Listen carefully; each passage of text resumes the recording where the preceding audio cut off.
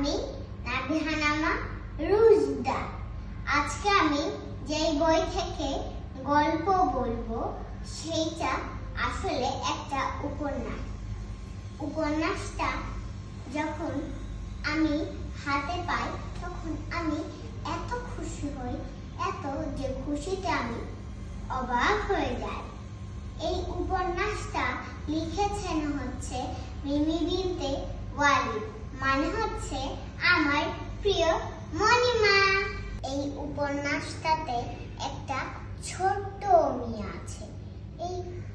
এই মেয়েটার নাম হচ্ছে ইলহাম। ওর মার নাম উমাইরা।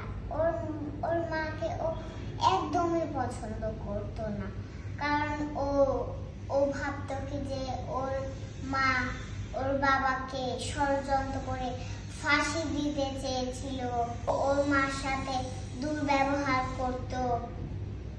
যখন ওর মাকে আদর করতে যেত ঝটকা দিয়ে সরিয়ে দিত। ওর মাকে একদমই পছন্দ করতো না। কিন্তু ও যখন আরো ছোট ছিল ওর মাকে সবচাইতে বেশি ভালোবাসতো। ওর মাকে ও সবচাইতে বেশি বিশ্বাস করত। সকালবেলা ওর মা ওর মাথায় হাত বুলিয়ে ডাকতো। ও পিট পিট করে তাকিয়ে বলতো কিন্তু তাকানো যাচ্ছে না।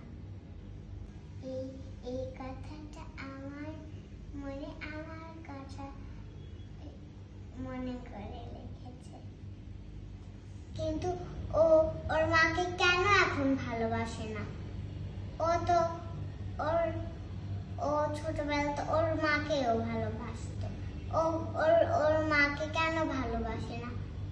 ও কেন ওর মার সাথে দুর্ব্যবহার করে? কারণ ইলহামের বাবা ফ্যাক্টরি বানানোর জন্য বস্তিতে আগুন দিয়ে দিয়েছিল। কিছু মানুষ মারাও গিয়েছিল, কেউ হচ্ছে চলেও গিয়েছিল। যারা হচ্ছে গভীর ঘুমে ছিল তারা টের পায়নি, ওইখানেই মারা গিয়েছে। আর যারা টের পেয়েছে তারা তো ওইগুলি নিয়ে চলে গিয়েছে।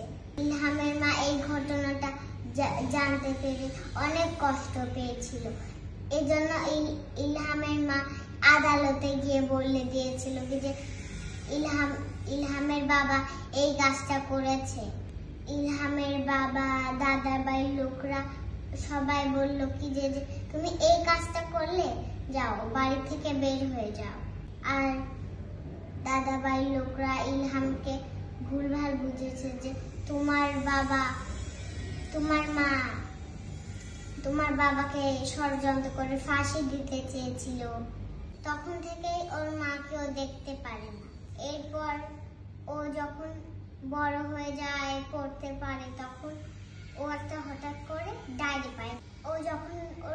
ইলহাম যখন মার পেটে ছিল তখন এগুলি লিখেছিল। তখন ওর মা এত কিছু লিখেছিল, ডায়েরিটা পড়ে ওর মার কাছে যেতে মন চায় কি যে আমার মা এত কিছু লিখেছিল। ওর মার কাছে যায়, মার কাছে যেতে মন চাইলেও তো ও হচ্ছে মার সাথে দুর্ব্যবহার করবে। ওর মার কাছে গিয়ে যখন ওর মা জড়িয়ে ধরে, ইলহাম বলে কি যে জড়িয়ে ধরো না, আমার বাবাকে মেরে ফেলতে চেয়েছিলে কেন? তখন ওর মা তো খুব কষ্ট পায়। কিছুদিন ওর মায়ের কাছে ছিল কিন্তু দুর্ব্যবহার করত। মেলার দিন নিতে আসলো। ও ইলহামের মা বলছে কি যে আমি কি এমন করেছি কি যে এজন্য তুমি আমাকে ভালোবাসো না?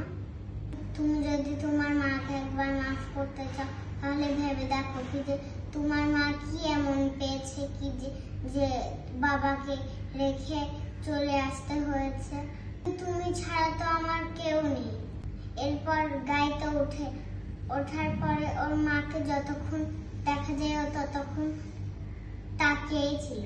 ইলহামের মা মনে করে কি যে ও একদিন ফিরে আসবে, মাফ করে দিয়ে আসবে। ইলহামের মা এত কষ্ট পাচ্ছে, আমিও চাই কি যে ইলহাম দ্রুত ওর মার কাছে চলে আসুক।